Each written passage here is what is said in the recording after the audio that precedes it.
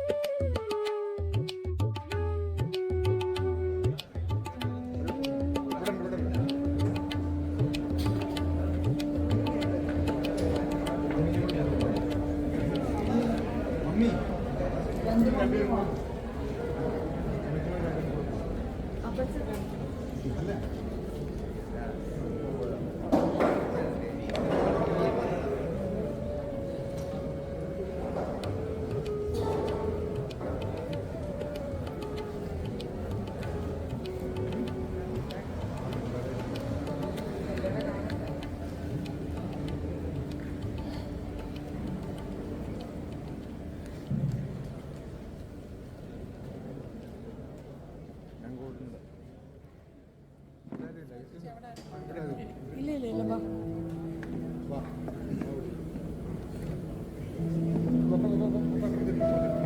പപ്പ ഇവിടെ ഇരിക്കും.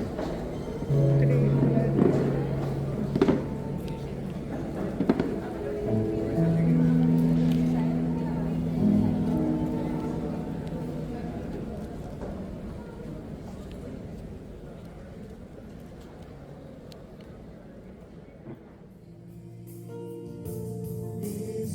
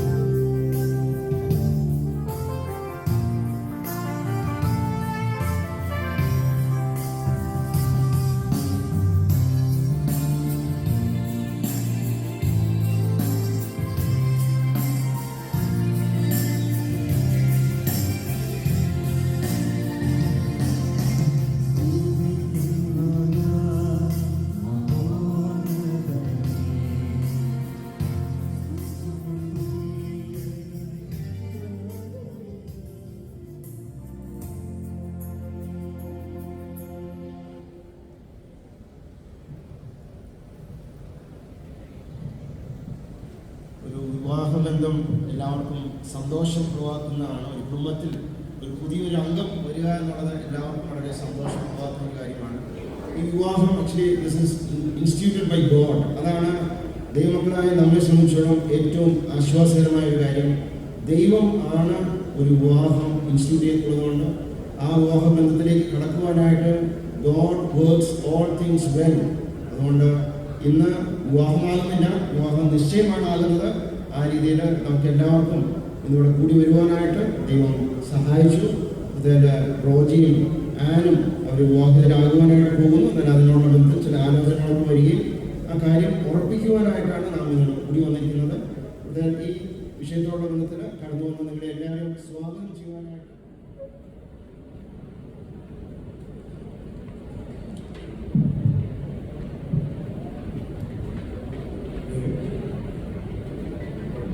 ദൈവത്തിന് നാമത്തിന് സ്തോത്രം ചെയ്യുന്നു. അദ്ദേഹം പ്രാരംഭമായി ഓർപ്പിച്ച പോലെ പ്രിയ റോജിയുടെയും ആനിൻ്റെയും വിവാഹ നിശ്ചയത്വത്തിൻ്റെ മതത്തിലാണ് നാം ഓരോരുത്തരും കടന്നു വന്നിരിക്കുന്നത്. കഴിഞ്ഞ നാളുകളിൽ പ്രിയ വേദങ്ങളെ ഓർത്ത് പ്രാർത്ഥിക്കുകയും അവരുടെ വിവാഹ ജീവിതത്തിൽ ഇങ്ങനെ ഒരു വിവാഹ ജീവിതത്തിനായി ഇങ്ങനെ ഒരു ആലോചന രൂപപ്പെടുകയും അതിൻ്റെ ഉറപ്പിനോടുള്ള ബന്ധത്തിലാണ് നാം കടന്നുകൊണ്ടിരിക്കുന്നത്. എന്നിൽ Thank the Lord for this blessed day. This is the day that the Lord has made. We will rejoice and we are glad in it. As we are gathered in this manner, our hearts are filled with gratitude, thanksgiving, and all the blessings of the Lord. We thank the Lord for helping us all to be together once again in Thy presence. Our dear ones who traveled from far and near, and you could all be here witnessing this betrothal that is happening this day. We have been praying for our dear children. Especially we have been praying for Anne and Ruji. We thank the Lord for helping them to take ഉണ്ടായ ധാരണയെക്കുറിച്ച് ചില കാര്യങ്ങൾ നമ്മോടൊന്ന് പ്രസ്താവിക്കാനായിട്ട് വരുവാനായിട്ട് ക്ഷണിക്കും. തുടർന്ന് Joseph George മുന്നോട്ട് വന്ന കാര്യത്തിനെ കുറിച്ച് ഉള്ള കാര്യങ്ങൾ പറയുക.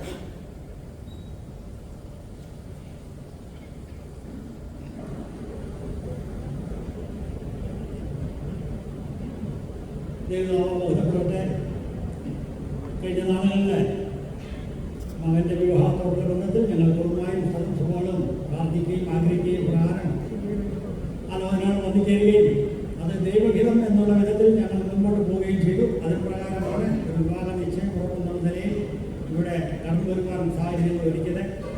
ഇന്ന് ഇവിടെ വെച്ച് ആ വിവരം പ്രസ്താവിക്കുകയും ഫെബ്രുവരി 3-ാം തീയതി കുമ്പനാട്ട് ബ്രദറൻ സഭയുടെ ഉത്തരവാദിത്വത്തിൽ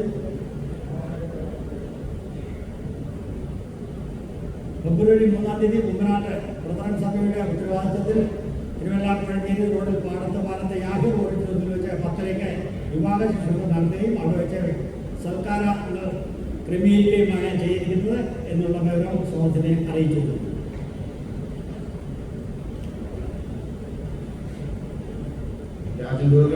ഉണ്ടായ ധാരണയെക്കുറിച്ച് ചില കാര്യങ്ങൾ നമ്മളോട് പറഞ്ഞു. കൃത്യമായിട്ട് ഇന്ന ദിവസം, അതായത് ഫെബ്രുവരി മാസം 3-ാം തീയതി കുമ്പനാട് ഉള്ള യാഹൂർ ഓഡിറ്റോറിയത്തിൽ വിവാഹം നടക്കണം എന്നുള്ള കാര്യമാണ് അവർക്ക് ആഗ്രഹമുള്ള കാര്യം പ്രസ്താവിച്ചു. ജോസഫ് ജോർജ് മുന്നോട്ട് വന്ന കാര്യത്തെക്കുറിച്ച് പ്രസ്താവിച്ചു.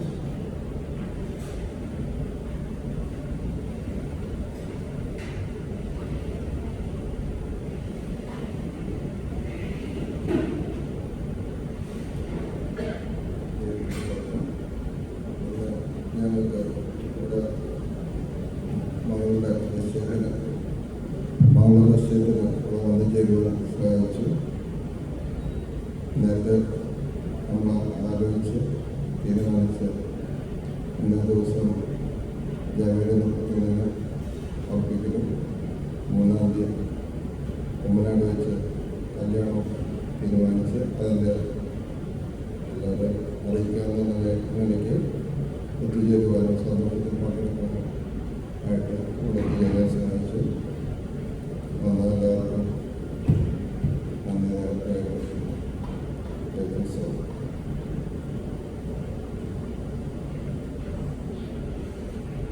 ഉണ്ടായിട്ടുള്ള ധാരണ എല്ലാവർക്കും ക്ലിയറായി എന്ന് കരുതുന്നു.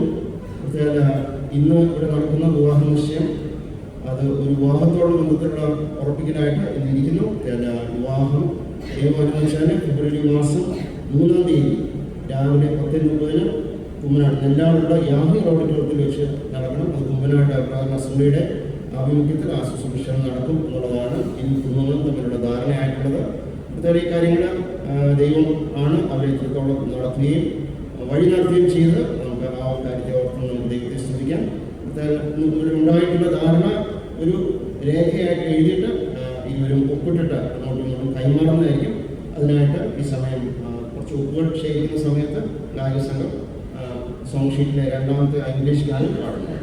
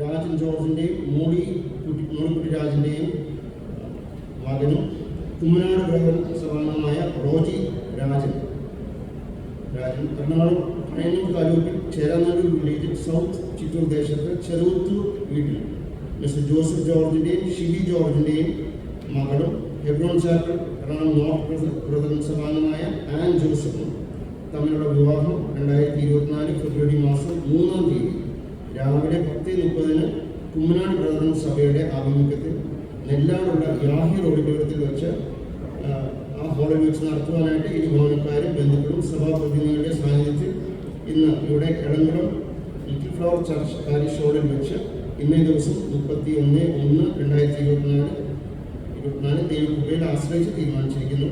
ഇതാണ് ഉണ്ടാക്കിയിട്ടുള്ള വിവാഹ നിശ്ചയരേഖ. ഇത് നിയുക്ത വരൻ റോജി രാജനും അവരുടെ നിയുക്ത വധു ആൻ ജോസഫും അവരുടെ മാതാപിതാക്കളൊക്കെയും സഭാപ്രതിനിധികളും ഒപ്പിട്ടിട്ടുള്ള രേഖ തയ്യാറാക്കിയിട്ടുണ്ട്. ഇരു കുടുംബങ്ങളും അത് കൈമാറുവാനായിട്ട് പ്രത്യേക കുടുംബനാഥന്മാരെ മുന്നോട്ട് ക്ഷണിക്കുന്നു. അവർ ആ രേഖ അങ്ങോട്ടും ഇങ്ങോട്ടും കൈമാറുന്നു.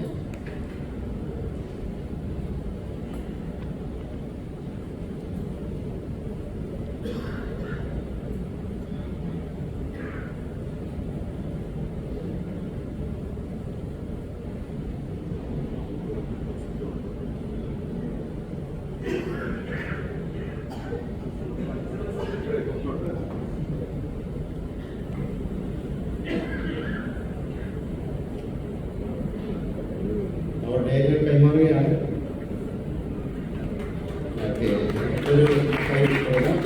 തമിഴ്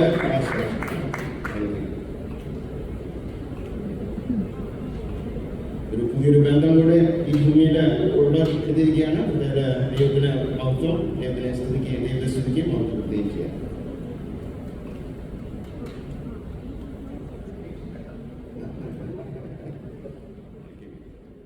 എല്ലാവർക്കും ഈ കുടുംബാംഗങ്ങളെയൊക്കെ ഒന്ന് കാണണമെന്നുണ്ട്. പ്രത്യേക റോജിയും ആനിനെയും ഒക്കെ നമുക്ക് കാണണമെന്ന് ആഗ്രഹമാണ്. കാര്യത്തിൽ ഞങ്ങൾക്കും കൺസേൺ ഉണ്ട്. കാര്യത്തിൽ പ്രത്യേക ഇതുവരെയും മുന്നോട്ട് ക്ഷണിക്കുന്നു. ആദ്യം റോജി, തുടർന്ന് ആനി വരിക, അതിനുശേഷം മാതാപിതാക്കളും ആ കുടുംബാംഗങ്ങളെല്ലാവരും കൂടെ മുന്നോട്ട് സ്റ്റേജിൽ വരണം എന്നുള്ളത് ഓർപ്പിക്കുന്നു. അങ്ങനെ വരുമ്പോൾ കൂടി വന്നിരിക്കുന്ന എല്ലാവർക്കും രണ്ട് കുടുംബാംഗങ്ങളെ വ്യക്തമായിട്ട് അറിയുവാനായിട്ട് സാധിക്കും. ആദ്യം റോജി മുന്നോട്ട് വരണം, തുടർന്ന് സിസ്റ്റർ ആനി.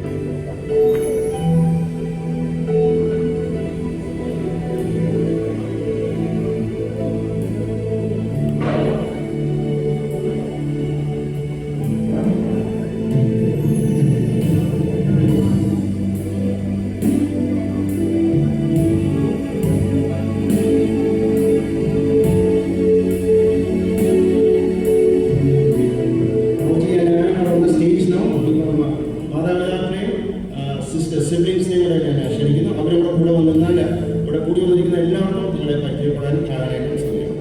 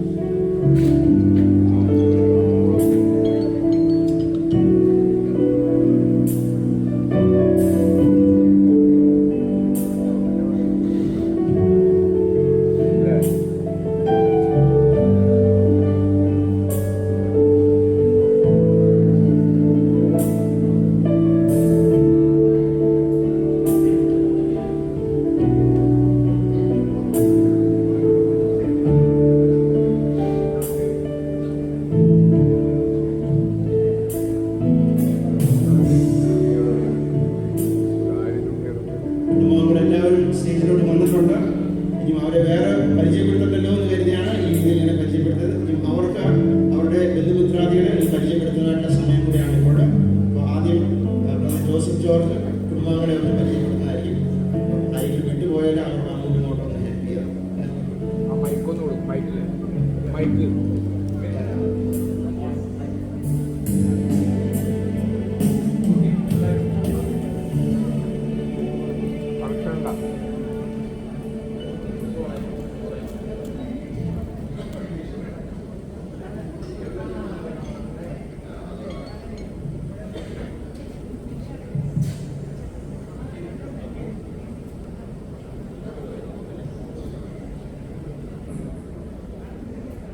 മോള് ആൻ, അവളുടെയാണ് വിവാഹ നിശ്ചയം. എൻ്റെ ഭാര്യ ഷിബി. ട്വിൻസാണ്, പിള്ളേർ ട്വിൻസാണ്. An, Susan. ട്വിൻസിൽ ഒരാളുടെയാണ് കല്യാണം നടക്കുന്നത്. അതിൻ്റെ താഴെയുള്ളതാണ് എലിസബത്ത്. ഇത് ജോനാഥൻ, ഏറ്റവും ഇളയവൻ. എനിക്ക് 3 പെൺപിള്ളേരും ഒരാൺകുട്ടിയാണ്. പിന്നെ എൻ്റെ ഫാദർ മദറും വന്നിട്ടുണ്ട്. ജോർജ് ശോശാങ്കൻ. പിന്നെ എൻ്റെ അളിയൻ, പപ്പയുടെ സിസ്റ്റേഴ്സാണ്. സവനാൻറ്റി എൻ്റെ കൊച്ചപ്പൻ്റെ വൈഫാണ്. പിന്നെ എൻ്റെ വൈഫിൻ്റെ ബ്രദേഴ്സുണ്ട്. പിന്നെ മമ്മി വന്നിട്ടുണ്ട്, അന്നക്കുട്ടി. ഷിബിയുടെ മമ്മിയാണ്. സിസ്റ്റർ ലിബി. പിള്ളേരും വന്നിട്ടുണ്ട്. പിന്നെ നേരത്തെ സ്റ്റേജിൽ കയറിയ എബി, പോൾ, വൈഫ്, പിള്ളേരും വന്നിട്ടുണ്ട്. പിന്നെ തൊട്ട് ഇളയ ആർജി യൂസിലാണ്, വൈഫും പിള്ളേരും വന്നിട്ടുണ്ട്. ശോഭ, പിള്ളേരും ഉണ്ട്. പിന്നെ ബേബി ഒരാളുണ്ട്, അവർക്ക് വരാൻ പറ്റിയില്ല. അവിടെയാണ് നിന്നതും പഠിച്ചതുമല്ല. അപ്പോൾ അവർക്ക് വരാൻ പറ്റിയില്ല, അവർ ഓർക്കുന്നു. പിന്നെ ഇളയ ബ്രദറ് ടിബി, എമി, എല്ലാവരും വന്നിട്ടുണ്ട്. കുടുംബത്തിലെ ജീവിതം എല്ലാവരും പരിചയപ്പെടുത്തുമെന്ന് വിചാരിക്കുന്നു. ഞാനുകളും വിട്ടുപോയിട്ടുണ്ടെങ്കിൽ ക്ഷമിക്കുക. Thank you.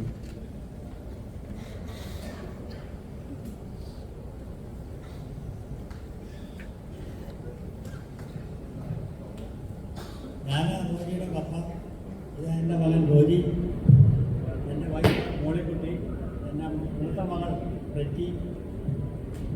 Britty, സണ്ണിലോ Titus, കൊച്ചുമക്കൾ Delvin, Chrislin, Irene. ആരെ കൂടാതെ വന്നിട്ടുള്ള എൻ്റെ ഇളയ സഹോദരൻ തോമസ് ജോർജ് സജി പേരങ്ങാണ്. എൻ്റെ മൂത്ത സഹോദരിയുടെ ഭർത്താവ് തോമസ് മാത്യു. രണ്ടാമത്തെ സഹോദരിയുടെ ഭർത്താവ് ടി കെ അലക്സാണ്ടർ പാസ്റ്റർ. എൻ്റെ സഹോദരൻ്റെ മകൻ നോഹിൻ, സഹോദരിയുടെ മകൻ സാംസൺ, സഹോദരൻ്റെ മകൻ നെബിൻ്റെ സിസ്റ്ററിനെ ഇവിടെയുണ്ട് നേഹ. പിന്നെ ബാക്കിയുള്ളവരെല്ലാം ഫസ്റ്റ് കസിൻസ് ആണ്. എല്ലാവരുടെയും പേര് പറഞ്ഞ സമയം എടുക്കുന്നില്ല. ഇവരുടെ സ്ഥലം സഭയിൽ നിന്ന് വന്നിട്ടുള്ളവരുമാണ്. അതുപോലെ ഏറ്റവും അടുത്ത ബന്ധുക്കളും സ്ഥലസഭയിലുള്ളവരും ഫസ്റ്റ് കസിൻസും ഇവിടെ വന്നിട്ടുണ്ട്.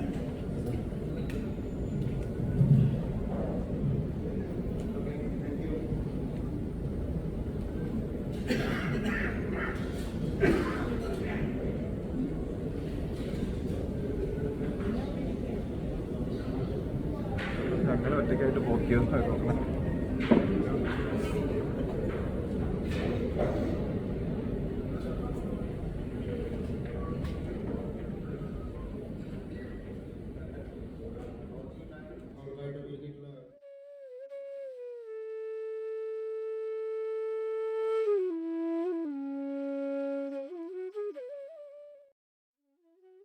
ഞങ്ങൾക്കിത് നൽകിയല്ലോനായ നന്ദിയോടെ സ്തോത്രം. ഞങ്ങളുടെ കർത്താവ് നിത്യതയിലേക്ക് ഞങ്ങളെ സ്നേഹിച്ചു. ലോകസ്ഥാപനത്തിന് മുമ്പേ ഞങ്ങളെ സ്നേഹിച്ചു. ഇന്നും ഞങ്ങളെ സ്നേഹിക്കുന്നു. അതിനായി നന്ദിയോടെ സ്തോത്രം. ആ സന്തോഷവും സ്നേഹവും ഒക്കെ ഞങ്ങൾക്ക് രുചിച്ചറിയുവാൻ നിങ്ങളോട് പങ്കുവച്ച് ഇരിക്കാമെന്നാണ് ഞാൻ ആഗ്രഹിക്കുന്നത്. കർത്താവ് അതിനായിട്ട് നമ്മെ സഹായിക്കട്ടെ. അതിന് ആധാരഭാഗമായിട്ട് ലൂക്കോസിന്റെ സുവിശേഷം 1-ാം അധ്യായം 27-ാം വാക്യം ബൈബിൾ കയ്യിലുള്ളവർക്ക് എടുത്തു നോക്കാവുന്നതാണ്. അവിടെ ഇങ്ങനെയാണ് വായിക്കുന്നത്: ദാവീദിന്റെ ഗൃഹത്തിലുള്ള യൗസേപ്പ് എന്ന ഒരു പുരുഷന് വിവാഹം നിശ്ചയിച്ചിരുന്ന ഒരു കന്യക. അപ്പോൾ ഇവിടെ നമ്മൾ വായിച്ചത് ഒരു വിവാഹ നിശ്ചയത്തെ കുറിച്ചാണ്. ആര് തമ്മിലാണ്? അത് ഒരു പുരുഷനും ഒരു കന്യകയായ സ്ത്രീയും തമ്മിലുള്ള വിവാഹ നിശ്ചയത്തെ കുറിച്ചാണ് നമ്മൾ വായിച്ചത്.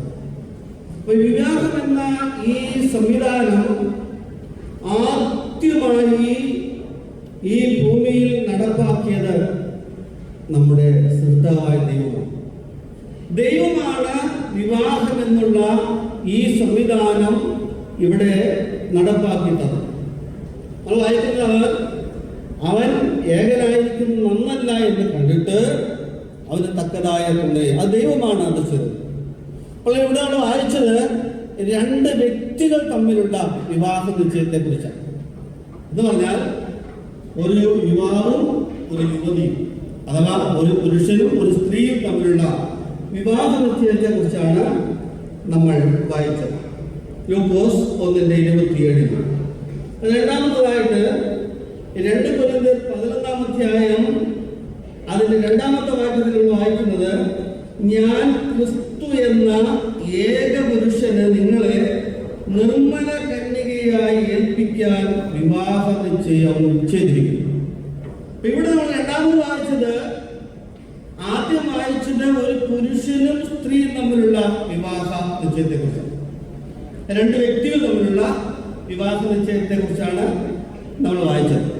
എന്നാൽ കൊരിന്ത്യർ ലേഖനത്തിലേക്ക് വന്നപ്പോൾ 2 കൊരിന്ത്യർ 11:2 വന്നപ്പോൾ അവിടെ പറയുന്നത് അങ്ങനെയല്ല: ഞാൻ ക്രിസ്തു എന്ന ഏക പുരുഷന് നിങ്ങളെ നിർമ്മല കന്യകയായി ഏൽപ്പിക്കാൻ വിവാഹ നിശ്ചയം ചെയ്തിരിക്കുന്നു.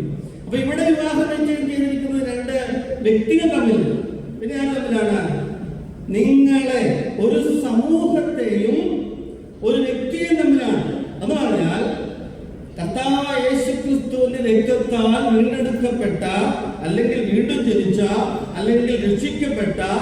ഒരു വലിയ സമൂഹമുണ്ട്. ആ സമൂഹവും നമ്മുടെ കർത്താവും തമ്മിലുള്ള ഒരു വിവാഹം നടക്കാനായിട്ട് പോവുകയാണ്. അതാണ് നമ്മൾ കൊരിന്ത്യർ ലേഖനത്തിൽ വായിച്ചത്. അതെപ്പോൾ നടക്കും നമുക്കറിയാം. എപ്പോഴാണ് നടക്കാൻ പോകുന്നത്? 1 തെസ്സലോനിക്കർ 4:16 അത് വായിച്ചിട്ടുണ്ട്, എഴുതിയിട്ടുണ്ട്. അപ്പോൾ ആദ്യം പറഞ്ഞത് 2 വ്യക്തികൾ തമ്മിലുള്ള വിവാഹ നിശ്ചയത്തെ കുറിച്ചും ദൈവം തമ്മിലുള്ള സംഗമം, അതാണ് നമ്മൾ വായിച്ചത്. അവിടെ നിങ്ങൾ വായിക്കുമ്പോൾ ഞാൻ ക്രിസ്തു എന്ന ഏകപുരുഷന് നിങ്ങളെ നിർമ്മല കന്യകയായി ഏൽപ്പിക്കാൻ വിവാഹ നിശ്ചയം ചെയ്തു. എനിക്ക് തോന്നുന്നത് മകനെ ഇന്നാണ് കാണുന്നത്. അവരെ കുറിച്ച് ഞാൻ മനസ്സിലാക്കുന്നത് വളരെ ആത്മീയനായ ഒരു വ്യക്തിയാണെന്നാണ് ഞാൻ മനസ്സിലാക്കുന്നത്. അവരുടെ കുടുംബവും അങ്ങനെ തന്നെയാണെന്നാണ് ഞാൻ മനസ്സിലാക്കുന്നത്. അങ്ങനെയാണെങ്കിൽ 2 ആത്മീയരായ ഒരു യുവാവും ഒരു യുവതിയും തമ്മിൽ ഒരുമിച്ച് ജീവിക്കുവാൻ അവര് സമ്മതം മൂടിയിരിക്കുക. അതിന് അവരുടെ മാതാപിതാക്കളും അംഗീകാരം നൽകിയിരിക്കുക. ദൈവം അനുവദിച്ചാൽ വരുന്ന 3-ാം തീയതി ഒരു കാർമ്മികന്റെ അല്ലെങ്കിൽ ഒരു സുവിശേഷകന്റെ അല്ലെങ്കിൽ ആ നിലയിൽ വ്യക്തിയുടെ കാർമ്മികത്വത്തിൽ ആ വിവാഹം നമുക്ക് പങ്കെടുക്കുവാനായിട്ട് സാധിക്കും. അടുത്ത് നമ്മൾ വായിക്കുന്നത്, ഇന്ന് ലോകത്തിൽ എവിടെ നോക്കിയാലും വിവാഹം കഴിക്കുന്നു, ഡൈവോഴ്സ് ചെയ്യുന്നു. ഭർത്താവിന് നൊന്താൽ ഭാര്യയ്ക്കും നോവും, ഭാര്യയ്ക്ക് നൊന്താൽ ഭർത്താവിനും നോവും. ആ ബന്ധത്തിലേക്ക് ഒരു വരുന്നത് കൊണ്ട് അവർ തമ്മിൽ പറ്റിച്ചു. ഞാൻ ഉദാഹരണം പറയുന്നതിനോട്, ഒരു കുഞ്ഞ് താഴെ ഒന്ന് വീണാൽ അതിന്റെ അമ്മ ആദ്യം പറയും അയ്യോ. കുഞ്ഞിന് നോവുന്നതിന് മുമ്പ് തന്നെ ആർക്ക് നൊന്തു? അമ്മയ്ക്ക് നൊന്തു. അതുകൊണ്ട് ഭർത്താവിന് നൊന്താൽ ഭാര്യയ്ക്കുന്നു, ഭാര്യയ്ക്ക് നൊന്താൽ ഭർത്താവിന്. അത് അവർ തമ്മിലുള്ള സ്നേഹത്തിന്റെ ബന്ധത്തിന്റെ ആഴമാണ്. ആ ആഴമായ ബന്ധത്തിൽ ഇവർ സ്നേഹത്തിൽ ജീവിക്കുമ്പോൾ അവരപ്പനെയും അമ്മയും വിട്ട് ഭാര്യയോട് പറ്റിച്ചു. അതങ്ങനെയാണ്. പ്രിയ മകൾ ആനിനെ, മകനെ നിനക്ക് ഭാര്യയായി കിട്ടുമ്പോൾ അവളെ വളർത്തിയ ഒരപ്പനും അമ്മയും അവരെ മറക്കാനായിട്ട് പാടില്ല. അവരെ വിളിക്കണം, അവരുടെ വീട്ടിൽ പോകണം, അവരുമായി ഒരുമിച്ച് ജീവിക്കും. അപ്പോൾ 2 വ്യക്തികൾ തമ്മിൽ ഒന്നായപ്പോൾ 2 കുടുംബങ്ങൾ തമ്മിൽ ഒന്നാണ്. 2 കുടുംബങ്ങൾ തമ്മിൽ ഒന്നായപ്പോൾ 2 സഭകൾ തമ്മിൽ ഒന്നാണ്. അതുകൊണ്ട് നിങ്ങൾ ഒന്നിക്കുമ്പോൾ 2 കുടുംബങ്ങൾക്കും 2 സഭകൾക്കും നിങ്ങൾ അനുഗ്രഹമായിട്ട് തീരട്ടെ. അതിനായിട്ട് സർവകൃപാലുവായ ദൈവം നിങ്ങളെ സഹായിക്കട്ടെ. നിങ്ങളുടെ ജീവിതത്തിൻ്റെ എല്ലാ മേഖലയിലും ഈ കർത്താവിനെ മുറുകെ പിടിച്ചു നിങ്ങളാക്കി. നമ്മൾ വായിക്കുന്നത്, യഹോവ തന്നെ ആശ്രയമായിരിക്കുകയും യഹോവയിൽ തന്നെ ആശ്രയിക്കുകയും ചെയ്യും. യഹോവ തന്നെ ആശ്രയമായിരിക്കട്ടെ, യഹോവയിൽ തന്നെ ആശ്രയിക്കുക. അങ്ങനെ ദൈവമുള്ള ഒരു കുടുംബജീവിതം കെട്ടിപ്പടുക്കുവാൻ ദൈവം നിങ്ങളെ സഹായിക്കട്ടെ. അതുകൊണ്ട് ദൈവം